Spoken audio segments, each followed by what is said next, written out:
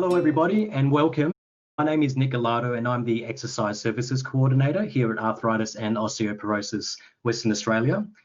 I'll be hosting today's Education Bites and I'll be joined today by Amy Large, who is a public health nutritionist working for Foodbank.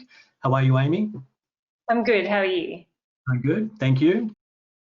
Foodbank, of course, is Australia's largest food relief organisation and they assist in feeding the vulnerable Australians in our nation. So no doubt, Amy, your workplace has been very busy with our current pandemic going on, giving relief to those in need. So we do appreciate your time to help give our consumers important insights how good nutrition can help manage their condition. So thank you. No worries.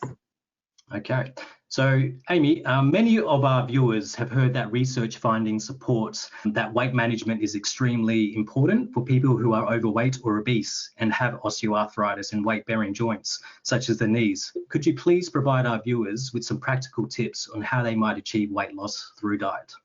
So it's important to know that being overweight can contribute to the progression of osteoarthritis. So in this way, we can address this as a treatment method also though.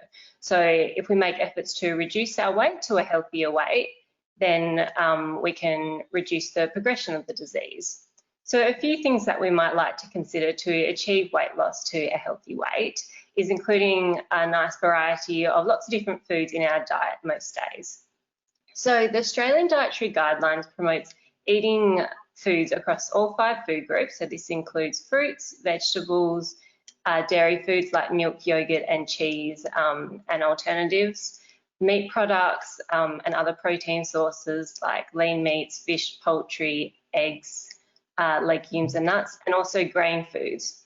So if we're including a nice variety of these foods across the day, then we're getting all the nutrition that our body needs. And we can make this interesting by using lots of different foods, including lots of colour when it comes to our veggies as well.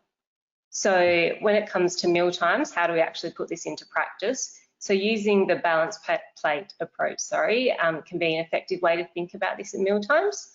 So if we have our plate at dinner time and we include half the plate with a nice variety of colourful vegetables, then we're getting lots of different nutrition into our meal. If we have a quarter of that plate of protein source, so something like some lean meat, and the other quarter a carbohydrate source, so something like pasta or rice. So by including half the plate being a nice variety of colourful veggies, we're getting lots of different nutrition and they're not overly high in extra energy that our body doesn't need, because weight gain can result if we're including foods that aren't necessarily high in nutrition that we need, like vitamins and minerals that we would be getting from those veggies, but they might be higher in energy. So we call these foods, they're more nutrient dense than energy dense. So it's also important to think about the flip side. So what we call discretionary foods. So discretionary foods are foods that are higher in fat, salt and sugar, and they're nutrient poor. So they're energy dense though. So they give our body lots of extra energy that we store around our joints, around our body, which can make it, obviously can lead to weight gain. So if we compare that to how I explained the veggies, that kind of means that they give us that extra energy that we don't really need, but not a lot of nutrition like a nice balanced meal would provide us. So another strategy is bulking up our meals with veggies. So in Australia, it's kind of in our culture to overconsume meat. So a way that we can reduce this, because some meats can be higher in fat. If you're making a dish like, say, spaghetti bolognese and you're including some beef mince, you can easily sub in for half the mince, you can use something like a tin of lentils or a tin of beans.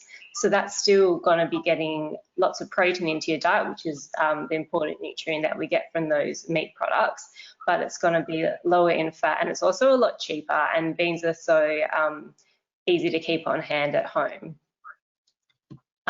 There's also obviously things like low-fat alternatives that you can try. When it comes to dairy products, you would have seen a lot of them around. But the important thing to remember when it comes to weight loss, especially if you've got a condition like osteoarthritis, is to work with an accrediting practicing dietitian.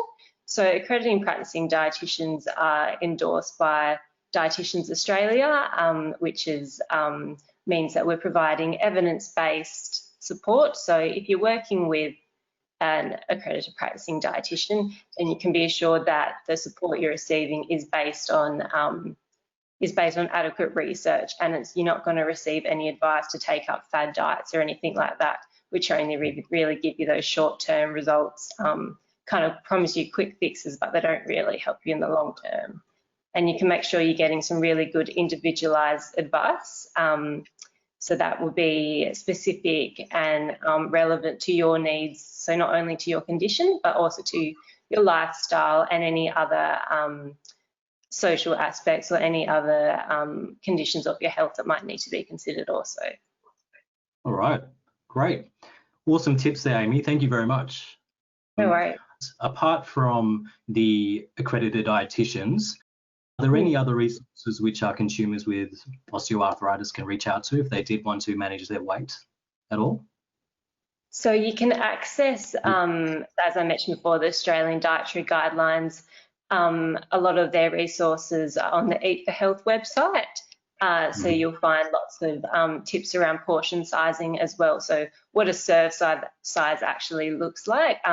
So I explained the concept of using a balanced plate approach, but if you look up things on there, you might figure out how many serves of veggies or meat or other sorts of foods different people require across their life, because it can depend from gender and age, and you can also see what those serve size looks like.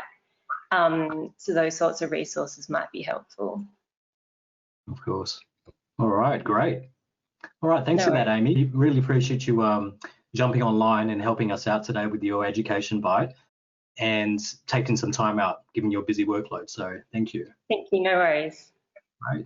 And thank you to all our consumers at Arthritis and Osteoporosis WA. We appreciate you tuning in, and we hope to see you back in Foundation very soon.